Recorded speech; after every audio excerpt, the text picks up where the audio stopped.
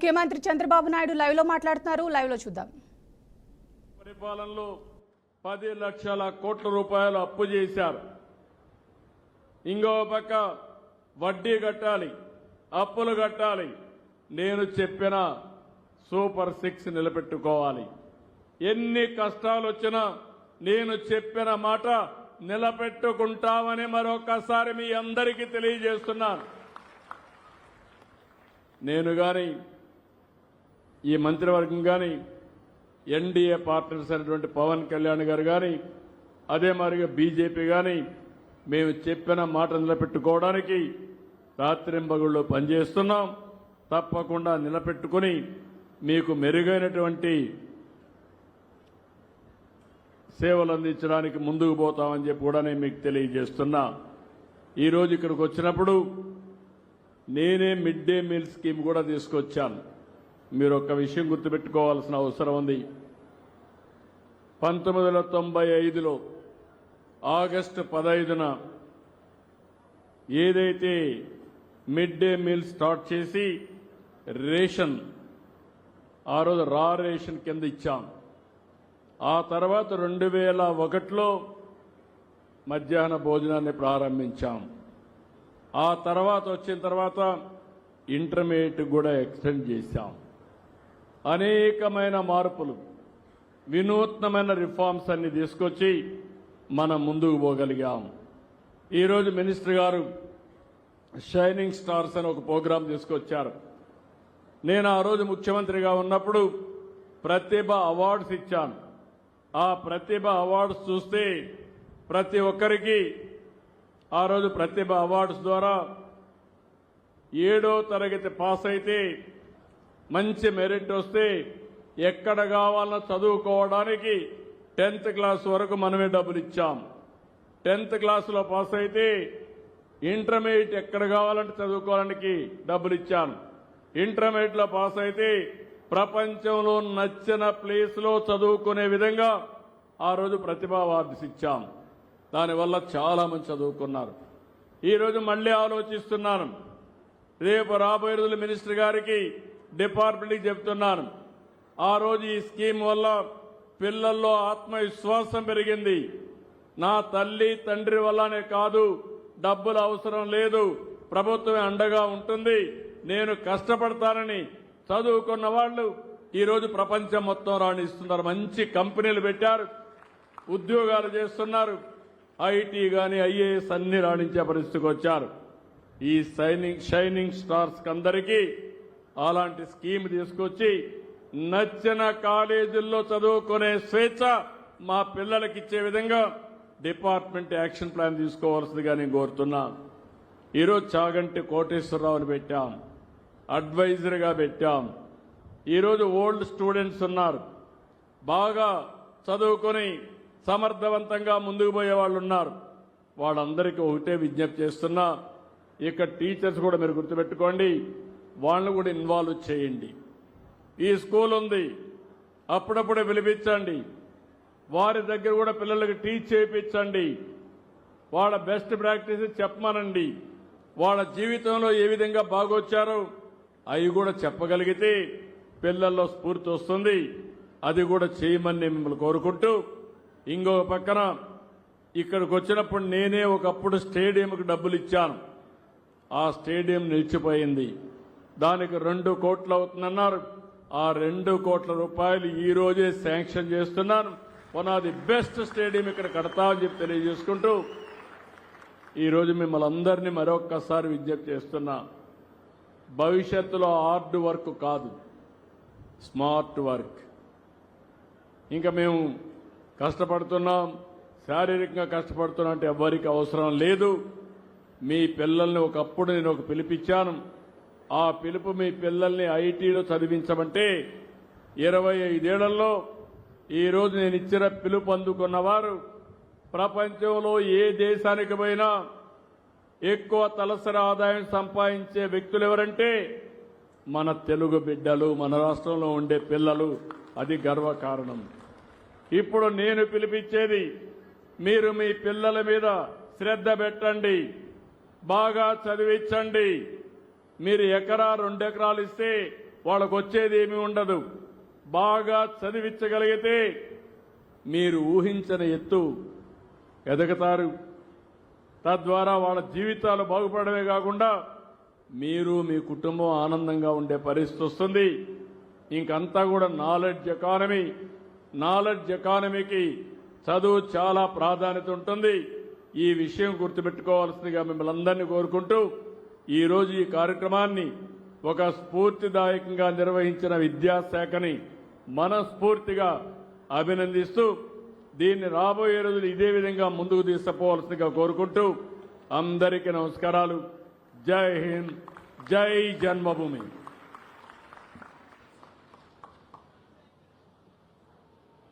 ఎంతో వివరంగా దూరదృష్టితో మాట్లాడిన గౌరవ ముఖ్యమంత్రి శ్రీ నారా చంద్రబాబు నాయుడు గారికి హృదయపూర్వక ధన్యవాదాలు.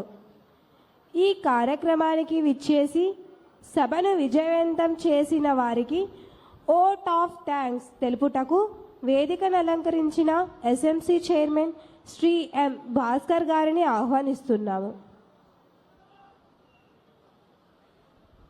సార్, మీరు ఇక్కడొచ్చి ఈరోజు ఈ గురు పౌర్ణమి రోజు మాకు పండుగలాగా చేసుకునేందుకు సహకరించినందుకు మాకు థ్యాంక్స్ సార్. అదే ఉపాధ్యాయులకు, విలేకరులకు, పోలీసు బృందానికి, తల్లిదండ్రులకు, అతిథులకు, కళాశాల పాఠశాల ఉపాధ్యాయులకు, తల్లిదండ్రులకు మరియు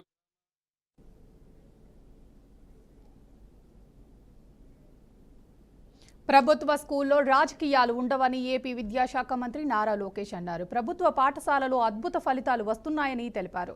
ప్రైవేట్ పాఠశాలలకు దీటుగా ప్రభుత్వ పాఠశాలలు రాణిస్తున్నాయని, విద్యార్థులకు ఉపాధ్యాయులు మంచి విద్యను బోధిస్తున్నారని లోకేష్ స్పష్టం చేశారు.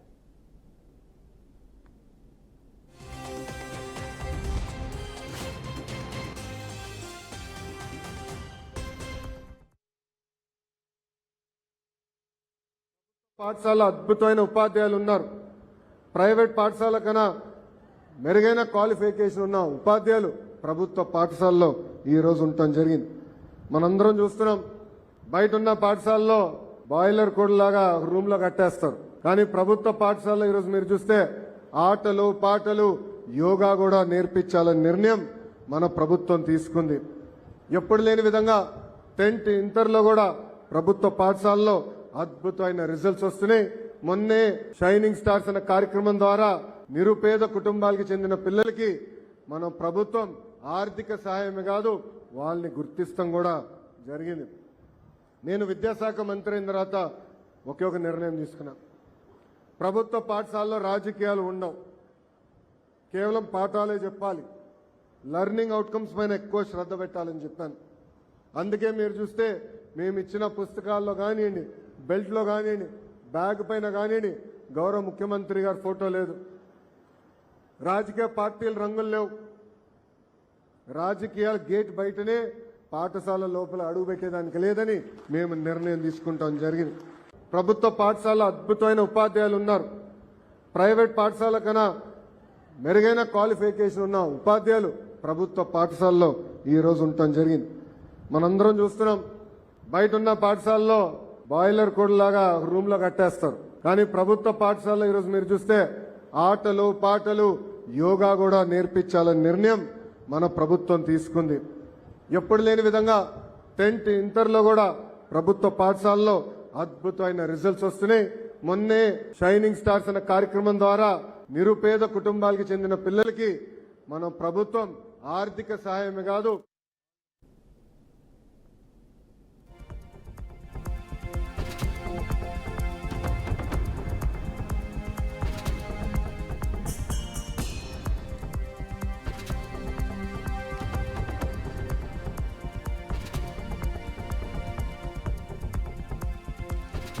కేంద్రంలో అధికారంలో ఉన్న ఎన్డీఏ కూటమిలో భాగస్వామిగా ఉండి కూడా సీఎం చంద్రబాబు అమరావతిని ఎందుకు అభివృద్ధి చేయటం లేదని మాజీ మంత్రి బుగ్గన ఆగ్రహం వ్యక్తం చేశారు. కూటమి ప్రభుత్వం ఎందుకు అప్పులు చేస్తుందని అడిగితే వైసీపీ నేతలను దేశ ద్రోహులుగా చూస్తున్నారని మండిపడ్డారు. కూటమి అసమర్థతను కప్పిపుచ్చుకోవటానికి వైసీపీ బురద చల్లటం సరికాదన్నారు. గతంలో వైసీపీ అప్పు చేస్తే తప్పు అన్నారని, ఇప్పుడు కూటమి సర్కార్ సైతం అప్పులు చేస్తుందని, దీనిని ఏమంటారు అని బుగ్గన నిలదీశారు. రాసినారు ఇది తప్పుగా జరుగుతుందని. అరే కరెక్టా కాదా అనేది మా ఛాలెంజ్ ఏమి లిమిటెడ్ టు మీరు రాష్ట్ర ఖజానా మీద అంటే సామాన్య మానవులకు సంబంధించిన డబ్బుల మీద మీరు ఒక ప్రైవేట్ వ్యక్తులకు డబ్బులు డ్రా చేసేదానికి మీరు అధికారం ఇస్తున్నారు. అది అవునా కాదంటే అది చెప్పరు. అసలు మాకు ఆశ్చర్యకరమైనది ఏమంటే ఒక పెద్ద మిస్టరీ అన్నమాట. అసలు మీ అసమర్థంగా కప్పుచ్చడానికి మా మీద ఏందండి బురద వెళ్ళేది? అసలు మీరు పవర్ఫుల్ పీపుల్ కదా, మీరు ఎంత పవర్ఫుల్ పీపుల్. హుద్హుదును కంట్రోల్ చేయగలరు, కరువును ఆపగలరు, ఆర్టిఫిషియల్ ఇంటెలిజెన్స్ AI ద్వారా దోమలను కంట్రోల్ చేయగలరు. ఇన్ని పనులు చేసిన వాళ్ళు ఒక ఈమెయిల్ అడ్డం వచ్చిందండి మీకు? ఎందుకంత అసలు మీరు ఎందుకంత ఇరిటేట్ అవుతున్నారు? ఎందుకు ఇది చేస్తున్నారు? మాది స్ట్రైట్ క్వశ్చన్, సూటి ప్రశ్న ఒకటి. ఏమని? అప్పు చేయడం కరెక్టా కాదా మీరు చెప్పండి. అంటే మేము అప్పు చేస్తేనేమో తప్పు, మీరు అప్పు చేస్తేనేమో ఒప్పు. మేము అప్పు చేస్తేనేమో తప్పు, మీరు అప్పు చేస్తేనేమో ఒప్పు. అప్పు అప్పు అప్పు అంటారు. అంటే ఇప్పుడు మాకు అర్థం కాని ఏమంటే, ఇప్పుడు ఎందుకు మా మీద దేశద్రోహము అంటే మీరు చేసిన అప్పులు ఎందుకు మాజీ సీఎం బీఆర్ఎస్ అధినేత కేసీఆర్ సోమాజిగూడలోని యశోద ఆసుపత్రిలో చేరారు. వైద్యుల సూచన మేరకు అడ్మిట్ అయ్యారు. కేసీఆర్ కు మరోసారి డాక్టర్లు వైద్య పరీక్షలు నిర్వహిస్తున్నారు. ఈ నెల 3వ తేదీన ఆయన యశోద ఆసుపత్రిలో చేరారు. అప్పుడు బ్లడ్ షుగర్, సోడియం స్థాయిలు మానిటర్ చేయడానికి 2 రోజులు ఆసుపత్రిలోనే ఉండాలని వైద్యులు సూచించారు. ఆరోగ్యం కుదుట పడటంతో ఈ నెల 5న డిశ్చార్జ్ అయ్యారు. వారం రోజుల పాటు విశ్రాంతి తీసుకోవాలని, తరువాత పరీక్షలు చేయాల్సి ఉంటుందని డిశ్చార్జ్ సమయంలో వైద్యులు తెలిపారు. ఈ క్రమంలోనే వైద్య పరీక్షల కోసం కేసీఆర్ మళ్లీ యశోద ఆసుపత్రిలో చేరినట్లు సమాచారం.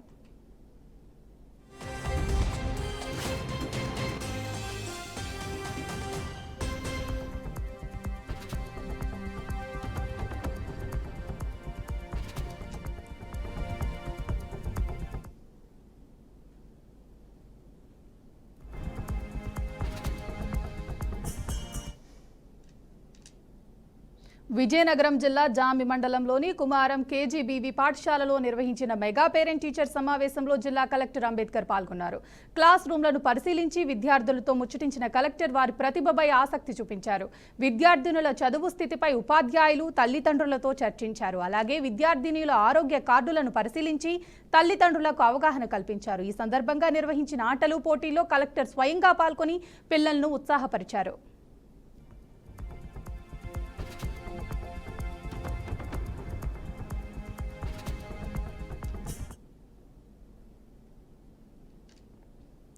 ఏపీ వ్యాప్తంగా కూటమి సర్కార్ రికార్డ్ స్థాయిలో పేరెంట్ టీచర్ మీటింగ్ నిర్వహించింది. శ్రీ సత్యసాయి జిల్లా కొత్త చెరువు ZPH హైస్కూల్లో మెగా పేరెంట్స్ టీచర్స్ మీటింగ్ కు సీఎం చంద్రబాబు, విద్యాశాఖ మంత్రి లోకేష్ పాల్గొన్నారు. పలు తరగతి గదులకు వెళ్లి చంద్రబాబు విద్యార్థులతో ముచ్చటించారు. విద్యార్థుల ప్రోగ్రెస్ పై పేరెంట్స్ టీచర్స్ తో చర్చించారు. విద్యార్థులు భవిష్యత్తులో ఉన్నత శిఖరాలకు ఎదగాలని సీఎం ఆకాంక్షించారు.